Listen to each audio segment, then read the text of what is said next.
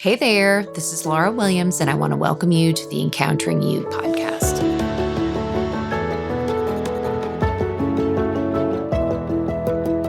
For those of you who don't know me, and for those of you who are here for the first time, I am a licensed professional counselor, and I work here in Brentwood, Tennessee, which is right outside of Nashville. And together with my best friend, we co-own a group practice here called Be Found Counseling. And we work mostly in complex trauma, which, to be honest, is what most of us deal with on an everyday basis. And behind that, when we're talking about complex trauma, we're actually talking about a word that we're going to be talking about today, which is codependence. We're going to be talking about what it is, where it comes from, and how to recognize it in yourself. So you're in the middle of a conversation. Maybe it's an argument, maybe it's a discussion, maybe it's a political conversation, or maybe a decision that just needs to be made. And somewhere around minute 3, you realize you've lost track of what you actually think. You're not even responding anymore. You're just managing the situation. You're watching the other person's face. You're calculating what you can say and what you can't say without making it worse. And you're trying to land somewhere in the middle where you're safe. You're not in the conversation anymore. You're actually just kind of circling around it. If any part of that sounds familiar to you, then this episode is for you. So when most people hear the word codependence, they think it's really not them. We are kind of far away from the days when codependence was, I can't go to the bathroom by myself. All right. The word codependence actually sounds very clinical, like something that happens to other people in extreme situations. But in reality, codependence is actually much quieter than that. And I would say it's far more common. In fact, I would say most people probably deal with codependence in some form or fashion. It shows up in how we manage conflict, how we love people, how we say yes or say no. Okay. And today we're going to look at what it actually is and why almost all of us carry some version of it. So let's start by putting down the word codependence for a second, because it does carry a lot of baggage when people really think about it. And then let's look at what we're actually talking about. So where did the word codependence come from? A lot of people don't know this. It was originally used in addiction treatment, and it really described partners or family members who organized their lives around managing someone else's chaos. So co-dependent, right? So it actually meant someone that goes along with someone who's in addiction, okay? That's still true, but it's actually a narrow slice of a much bigger picture that we deal with on an everyday basis. In the model that I work in, so healing our core issues, which I've referred to a lot in this podcast, it's rooted in a lady's work called Pia. Her name is Pia Melody, and she expanded this pretty significantly in her work. Pia used to work in addictions. She used to be in a place called the Meadows in Arizona, and that is where the word originally started, was there. In healing our core issues, we've taken that word and we've kind of broadened it. Right? So when we think about codependence, it's actually difficulty knowing who you are separate from your relationships. It's actually a developmental issue. It's not at all a character flaw. It's something that happens to us when we're really young, okay, where we don't actually grow a self. It comes from growing up in environments where your sense of self was shaped more by other people's needs, moods, expectations, than by your own internal experience, okay? And the key word here is developmental, right? It happened to you before you had any tools to know what to do about it. So codependence isn't about being weak or broken. It's actually about what happens to a developing self, right? A developing child when the environment asks it to be something other than itself. So when we think of codependence, right, it's not one or the other. Like, I'm not codependent or not codependent, okay? We can think of it almost as a spectrum. We have, different levels of codependence in our lives. It's more like a dimmer switch, right? Everyone is somewhere on the spectrum of codependent. On one end, you might be the person who occasionally people pleases or maybe likes to avoid conflict when it's really big. And then on the other end, you might also abandon yourself so much that you lose yourself inside of a relationship. Most of us kind of live somewhere in the middle, and it shifts depending on the relationship. And here's the good and bad news of this, right? I would say if you're listening to this, you probably are on the spectrum somewhere, right? I am. I know most people that I work with are. It's kind of a human condition, right? Because most of us did not get what we need growing up. And so most of us enter into any relationship in adulthood on this spectrum, all right? None of us grew up in the perfect family. And the model that I work in is very clear on this. Even the most well-meaning, loving families pass on patterns that don't help us, right? Our cultural messages reinforce it, like don't be selfish, right? Or being a peacekeeper, be the big person, okay? Even our faith communities can make it worse, right? Selflessness as a virtue, needs as a spiritual weakness. We have to make sure that we're looking at these phrases and these cultural messages in a way that's healthy. Because the result is that generations of people are very good at attending to other people's needs, but they don't have as much practice at attending to their own needs. So now that we know what we're dealing with, let's look at how it actually shows up, okay? Because codependence has a face. Actually, it has several different faces, and you're going to recognize at least one of these different faces. So as we go through these, think about what feels the most personal to you, okay? These are how codependence might look like in real life. We're going to go through 5 of them. Now, there could be others, right? You may be listening to this and you're like, yeah, but I have codependence in this area. There's going to be other ways that this shows up, but these are some pretty big categories of where we can really identify it. So the first category is the caretaker. This person, if you're listening, you might always know what everyone else needs, but you may rarely know what you need. And you may rarely even know that you have a need, all right? Helping feels like the right thing to do, but it's often tied to anxiety. If I take care of this, things won't fall apart. You might feel like rest is lazy. You might feel like rest feels uncomfortable to you. There's always something to fix, someone to tend to, okay? I fall in this category big time. Okay. Even this weekend, I was away on vacation, and my best friend, she's really good at self-care most of the time, and she's really good at resting. And I am not. And in fact, on this vacation, we were supposed to be resting and doing the things and just relaxing. And I even had a hard time just sitting and drinking a cup of coffee for 30 minutes. So when we have those moments, we have to look at what's driving it. I know for me that it's a lot of anxiety. And it's a lot of keeping control on things and taking care of other people. And that's what helps me feel safe. Okay. So I have to take care of that. Other people's emotions can also feel like your responsibility to manage. Okay. You may be described as selfless, but actually inside, it doesn't feel like a choice. This is a self-esteem or like a value issue, and it's a self-care wound. Worth is built through being useful. Rest feels dangerous because it reveals the emptiness underneath all the doing.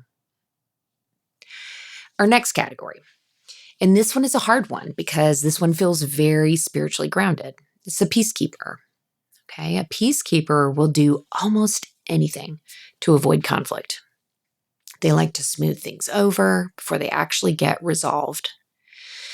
They actually may have strong opinions in private, but they go into a room very quiet. They might apologize like automatically, even when they're not at fault. And sometimes what happens is this person might develop some resentment, okay? And it actually builds very quietly because nothing's actually ever said. When I think about where this wound comes from, it's actually a boundary wound where your internal experience never actually matches what we see on the outside. The body keeps a tab that the relationship actually never sees. Another one that might feel familiar to you is the controller. Now, nobody likes this word, okay? But when we think about the word controller, it actually has less to do with feeling controlling, and it has more to do with being able to tolerate anxiety, all right? So codependence doesn't only look like giving too much, it also looks like keeping a tight grip or controlling. So if I manage the situation or manage this other person or even manage the outcome, it helps me feel safe, right? So it's not just about being controlling, it's the reason behind it. Kind of like when I was talking about originally, when I was thinking about rest. The reason rest is so hard is not because I'm not tired, but it's because I have so much anxiety that I can't actually stop myself. This is a similar situation when we have control. It generally is driven by a feeling of safety, right? So it's not just somebody being controlling. It has to do with our sense of safety internally, okay? On the outside, it can present as helpfulness. You might have high standards or just be organized, okay? And a lot of times, these can look really good on the outside. But underneath, there's a fear of what happens when things feel out of their hands. Okay, and this may be you. It's often paired with a belief that other people can't be trusted to handle things, and they certainly can't do things as well as I can. And when we think about this wound, it has to do with moderation and attachment, right? And so when we think about attachment has to do with our safety, all right? And when we think about our safety, controlling our situation, controlling another person, controlling the outcome of the situation feels very safe. Okay. Our need for control is actually tied to our fear. And if I let go, I lose the connection or it becomes really unsafe. The other one that might feel familiar to you is the chameleon. The chameleon really, like a chameleon in real life, it shifts to match whoever they're with. Okay. So my outside starts to change based on the situation that I'm in. Oftentimes, this can feel like a social skill, okay? And in some situations, it's actually helpful. If I'm having to be somewhere at a party or if I'm having to be in a social situation that requires specific skills, it can actually be a healthy and good thing.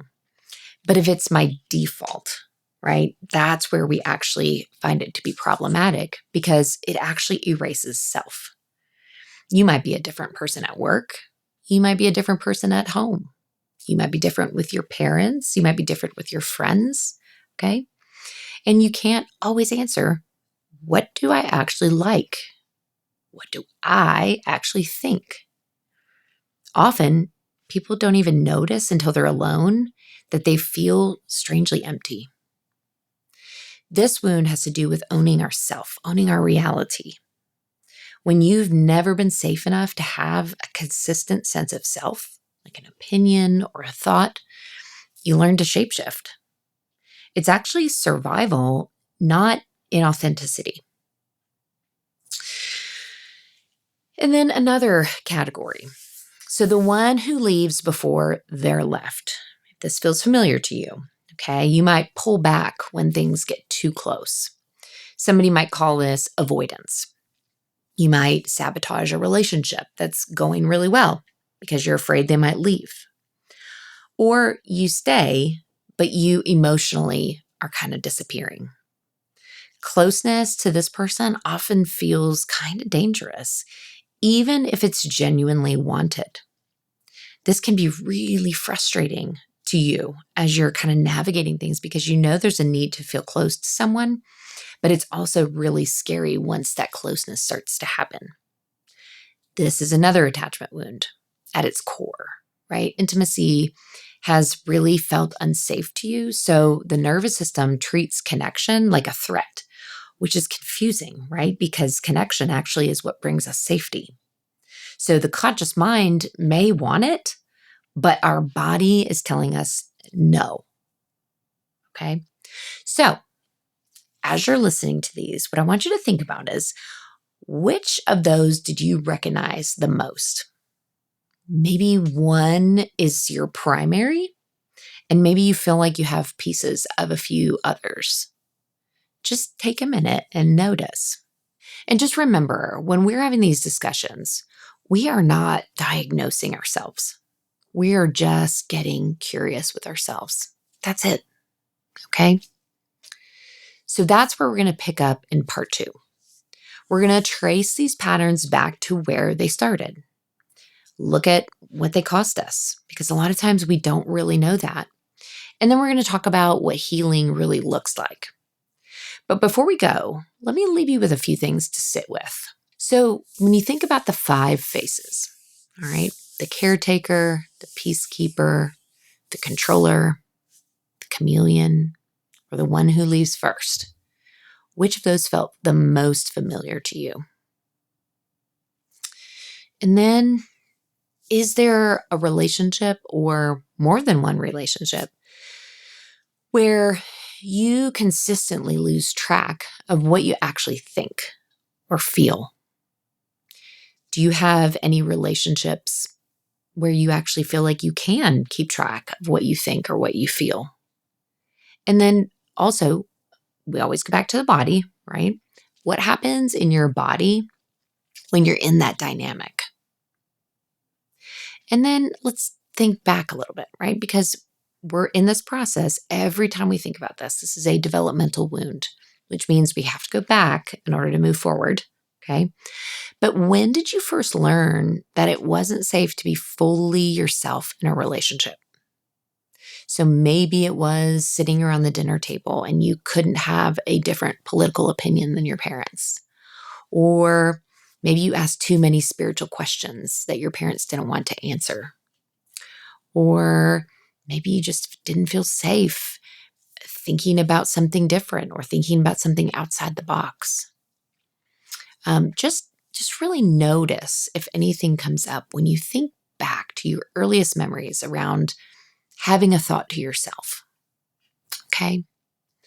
So let's kind of rewind a little bit and remember, codependence is not a diagnosis. It's a relational wound. It's a developmental wound. Okay? And it's not just reserved for people in crisis. It's actually a natural result of being a social creature that's shaped by an imperfect world. When we're growing up, we are being shaped by the world we live in, whether that's our parents, another caretaker, our siblings, being an only child, whatever the environment is that we grew up in. That's where codependence starts. Every one of those 5 faces is intelligent. It was adaptive at some point. We had to have these adaptations in order to make it through our childhood. The question is whether you want to hang on to it, whether it's still serving you. Okay?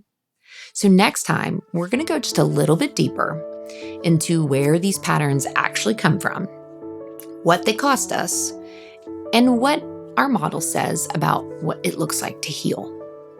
Because there is a path forward. It just doesn't look like what most people expect. So, if you loved this episode today, make sure that you subscribe to Encountering You so you don't miss an episode, and I look forward to being with you next time.